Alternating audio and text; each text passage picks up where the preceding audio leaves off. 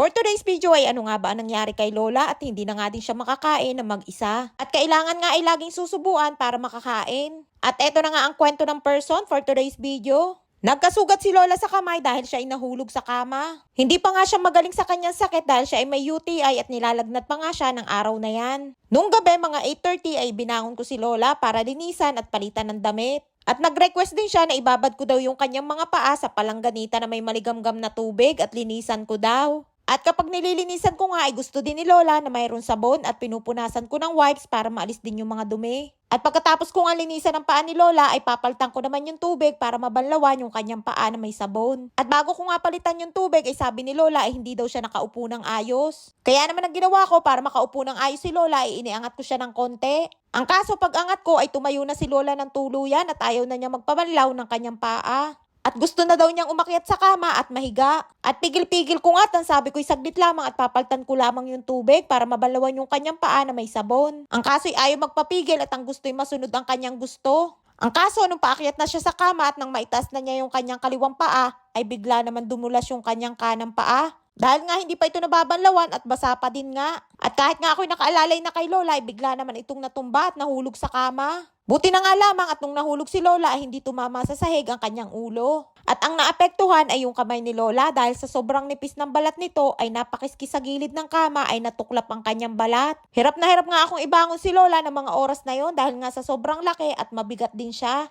Pilit ko nga siyang iniupo at nang maiupo ko ay nakaalalay ako sa kanyang likod at sa kanyang ulo. At dahil hindi ko kayang ibangon si Lola na mag-isa ay dali-dali kong tinawagan si Rapi ang kanyang manugang para tulungan ako na itayo si Lola. Medyo matagal pa nga kami naghintay bago dumating si Rapi. Sobrang hirap nga ng sitwasyon namin ni Lola ng mga oras na yon. Nakaupo kami sa sahig habang si Lola ay nakasandal sa akin at nakasuporta ako sa kanyang ulo. Basang-basa nga din kami ni Lola ng pawis dahil lahat ng bintana ay sarado at wala ding aircon at electric fan dahil ayaw ni Lola na ipabuhay at nilalamig daw siya. Nang dumating nga ang manugang ni Lola ay sinili na nagbukas ng pinto. Pilit nga naming itinayo si Lola kahit sobrang hirap. Si Rapi ay nakapwesto sa likod ni Lola at ako naman ay nasa harapan ni Lola. Talaga namang nang maitayo namin si Lola ay ilang oras pa lamang ay nakakaramdam na ako ng kirot sa aking likod at bewang. Dahil nga sa hirap ng pagbubuhat namin kay Lola para maitayo. Buti na nga lamang at meron din kami dito sa bahay na gasa at ointment para sa sugat. At nang kinabukasan na yun nga na aalisin ko na yung gasa para linisan at palitan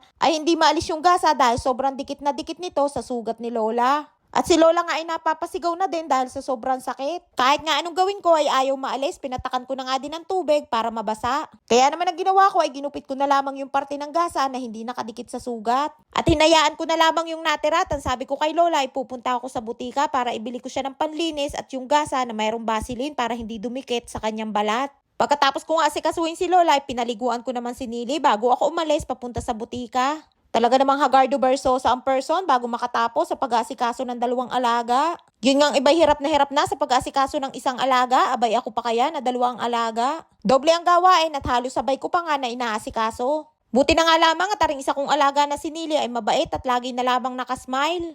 Mickey the Minnie. At Zayabe? Kaya Mickey the Minnie. At Webet? Kaya Mickey the Minnie. Mickey the Minnie. Kaya Mickey the Minnie. Pagkatapos kong asikasuhin si Nili, dali-dali nga akong pumunta sa butika at baka ako'y masaraduhan. Araw nga yan ng Biyernes dito sa Israel at kapag araw ng Biyernes, lahat ng mga tindahan at butika ay maagang nagsasara. Dahil pagdating ng hapon ay magsisimula na ang Shabbat dito sa Israel. Nagmamadali pa nga ako sa paglalakad at akala ko'y aabot ako. Ang kaso, pagdating ko ay sarado na. 2:00 pa nga lamang ng tanghali yan at sarado na agad sila. Kaya naman ang ginawa ko ay nagmadali akong pumunta din sa Super Farm at meron dining maliit na butika. Buti na nga lamang at nakaabot ako at bukas pa. Hindi nga ito under ng health insurance ni na Lola kaya naman ang bibilhin ko ay merong bayad. Buti na nga lamang at kukunti din ng tao at hindi ko na kailangan maghintay ng matagal. Tinawag din nga ako agad at ang bibilhin ko nga ay panlinis ng sugat ni Lola. Gasa na may Vaseline para hindi dumikit sa sugat ni Lola at para hindi mahirap alisin. Bumili nga din ako dyan ng pampahid na gamot at plaster. Kami nga mga caregivers ay gagawin ng lahat para sa ikabubuti ng aming mga alaga.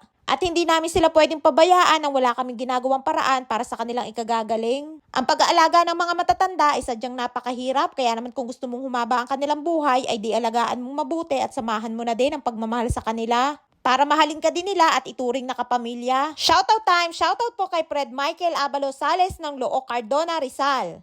Shoutout po kay Geraldine Tabanaw Munghit ng Pantokan. Shoutout po kay May Matabia Dilatongan ng Amadeo, Cavite. Shoutout po kay Nanay Amelita Epres ng Taguig City. Shoutout po kay Minnie Damian ng Toronto, Canada. Shoutout po kay Rendir Rudolph ng Santa Cruz, Marinduque. Shoutout po kay Chris Dana ng Candelaria, Quezon. Shoutout po sa Marikit family ng Macalelon, Quezon. Shoutout po kay Errol Bibero Faustino ng Davao City. At shoutout po kay Irish Cadayona ng Dumaguete, Negros Oriental. Maraming po salamat sa inyong suporta at laging panonood. Mag-iingat po kayo palagi.